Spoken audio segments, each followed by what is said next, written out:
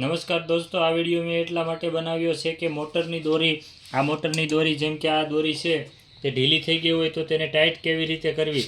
જેમ કે તમે આ મશીનમાં જોઈ લ્યો, આમાં નકરી મોટર ફરે છે, જો મશીન ફરતું નથી, નકરી મોટર ફરે છે। આ પ્રશ્ન હોય તો ત્યારે શું કરવું? તો તેના માટે આવી રીતના 11 નંબરના 2 પાના લઈ લેવા।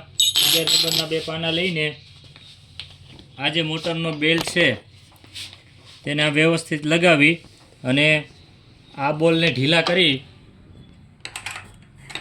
બંને બોલ ઢીલા કરવાના, સાવ ખોલવાની જરૂર નથી, મોટર ખેંચી શકો એટલે ઢીલા કરજો।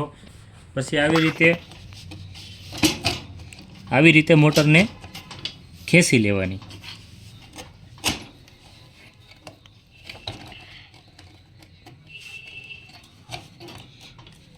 હવે તમે જોઈ લો, આ દોરી ટાઈટ થઈ ગઈ। આવી રીતે દોરી ટાઈટ થઈ જાય એટલી મોટરને ખેંચી લેવાની। ત્યારબાદ આવી રીતે સ્કેલ અથવા ડિસ્મિસ જે તમારી પાસે હોય તેનાથી અહીંયા માપ કરી લેવું। અહીંયા આમાં અંગૂઠો રાખી આવી રીતે માપ કરી લ્યો તો પણ ચાલશે। જેમ કે આ મોટર ત્રાસી થોડીક છે તો ત્રાસી મોટર હોય તો તેને સીધી રાખવી, એટલે તેનાથી પુલી સીધી રહે અને દોરી ખરાબ ન થાય। એટલે આવી રીતે માપ કરી લેવું। પછી આવી રીતે આમ ખેંચી રાખી અને ટાઈટ કરી વાળવાના બોલ।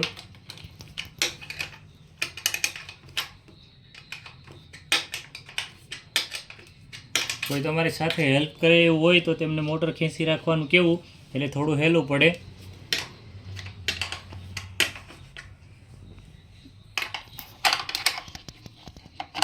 બે પાના રાખવા જરૂરી છે, કારણ કે ક્યારેક નીચે બોલ એમને ફરી જાય તો જરૂર પડે। બે પાના ન હોય તો એક પકડ લઈ લેવો એટલે વ્યવસ્થિત થઈ જાય। હવે આપણે આવી રીતે ટાઈટ કરી વાળી। હવે તમે જુઓ, આપણે મોટર મશીન ચલાવશું, હવે કમ્પ્લીટ મશીન ચાલશે, ખોટી મોટર નકરી નહીં ફરી જાય અને મશીન કમ્પ્લીટ ચાલશે। એટલે આવી રીતે દોરી ટાઈટ કરી વાળી। ઓકે, થેન્ક્સ, ધન્યવાદ।